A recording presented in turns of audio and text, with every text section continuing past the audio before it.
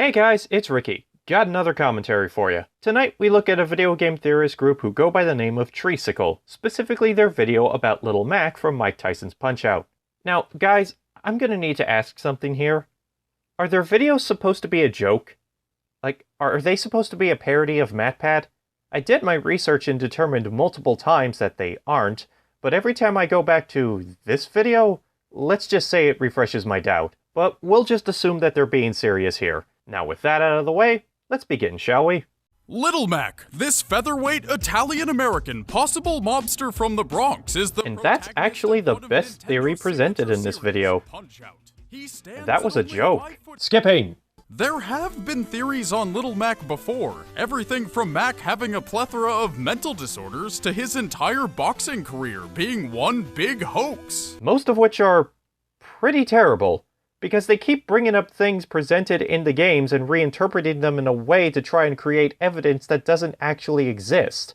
The Little Mac is Mental video is a prime example of this. It tries to sell that the personality of Little Mac's opponents are metaphors for mental illnesses or disorders that Mac may or may not have. For instance, Disco Kid is Mac having ADHD, Bear Hugger is misanthropy, and right after that, Great Tiger is schizophrenia. I just wanted to beat up a Frenchman. But what if none of that was true? What if Little Mac really is just a good boxer? Well, that's wrong too. Because we can't have anything simple in a game, can we? Skipping.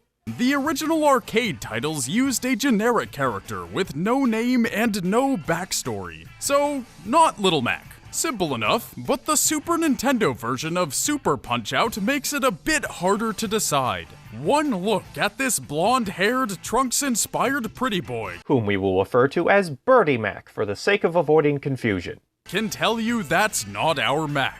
But according to certain US promotional materials, that is Little Mac. However, Japanese promos never say this, and the producers of Punch-Out for the Wii claim this blonde boxer was a separate character. There's also no sign of Doc Lewis and his signature chocolate bars. I think it's pretty clear, this guy is not Little Mac. And considering that Birdie Mac's design indirectly spawned this Smeagol thing, that thinking is probably for the best. So that leaves only two games that include our favorite Bronx-based boxer. Let's look at the actual timeline of these games. The NES version came out first, so that seems like an obvious choice for the beginning of the timeline.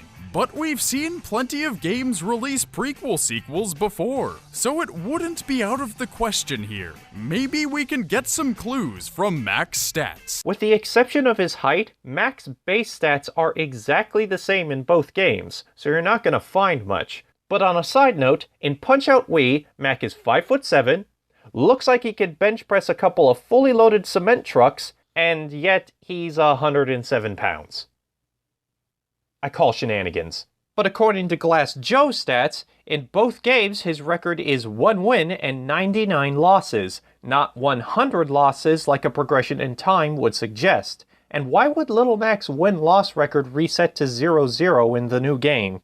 In the NES game, Midget Mac, Little Person Mac, is only 4'8", but in the Wii version, he's grown almost a foot, standing tall at 5'7".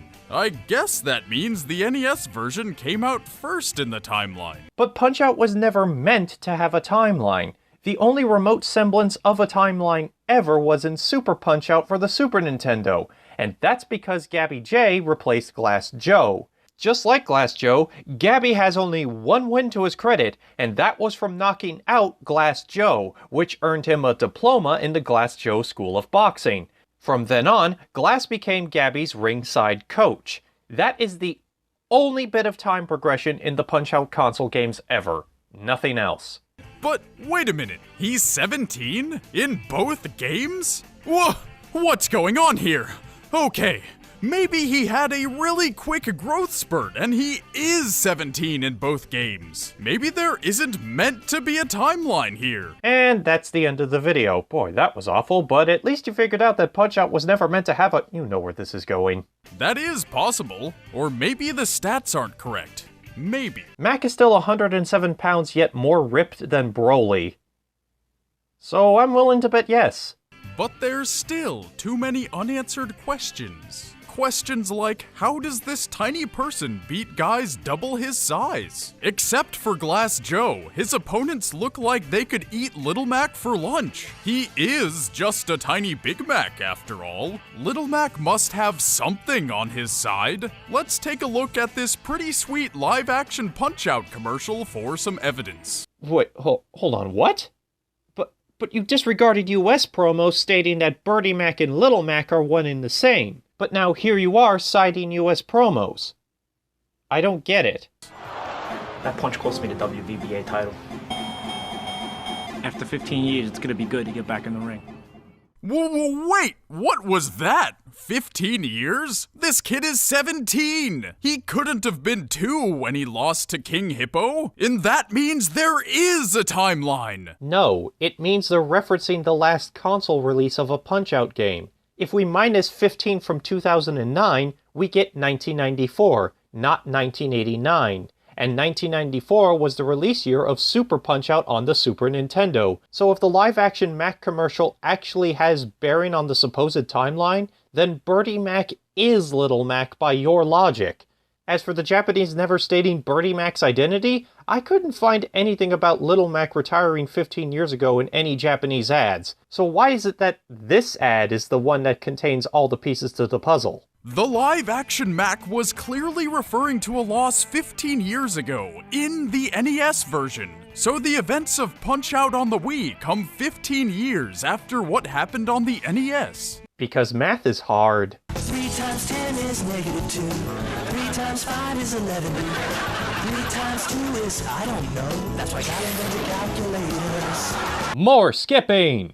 It is possible that a 32-year-old seasoned fighter was able to outbox and outsmart his bigger, stronger opponents. But that isn't possible for a 17-year-old, and that's exactly how old Little Mac is on the NES. But there is no way a brand new fighter that has barely earned his driver's license is savvy enough to outsmart stronger and bigger opponents. He doesn't have the experience. Last year, Chase Elliott became the youngest champion of NASCAR's second highest level, where veterans occasionally take part in the races of said series. He was 18, going on 19. Max Verstappen became a driver for Scuderia Toro Rosso in Formula One, a series that is often regarded as the pinnacle of motorsports. He is only 17 and has contended for podiums. But to make this a little more relevant, Wilfred Benitez became the world's youngest championship-winning boxer at the age of 17. You're right, the experience that comes with age can be a huge advantage, but it's not the end-all be-all or whether or not Mac can win. Even in a video game context, his skill is as proportionate as the person playing the game. Unless he does. Because Little Mac is not aging normally. He's aging slowly. Very slowly. So if he's aging slowly and still growing, wouldn't he be like 9'8" by now? But there's nothing to prove it hasn't been even longer. But you haven't proven that he was 17 years old for that long at all to begin with. In fact, you pretty much made everything up as you went. We know how Little Mac defeats his opponents. He's not as big, he's not as strong, but he's got years and years of experience, even at the age of 17. The whole idea of Punch-Out is to read your opponent's movement and countering them. In the context of the game world, that just means that Mac is naturally gifted at doing so. It has nothing to do with experience. And if that wasn't enough already, Little Mac does the unthinkable for a champion of a sport in his prime. He retires. At the end of Punch-Out for the Wii, Mac decides to fight until he loses 3 times. And when he does, he's done. Why would a player at the top of his game decide to quit while still in his teens? Unless he's been in his prime for years, or even decades. While it's kind of up for interpretation since Mac doesn't really say anything, I think his reasoning is that he feels that it's someone else's turn to step up and become the champion, but he isn't just going to let that future champion just win.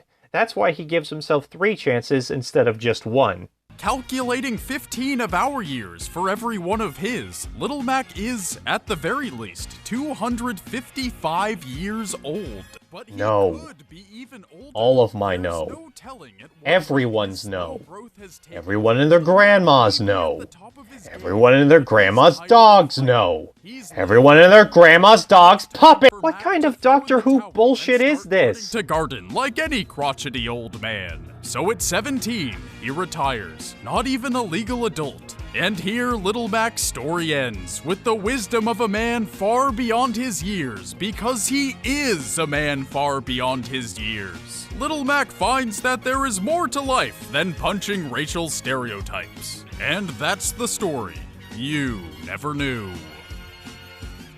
And that's the end of the video.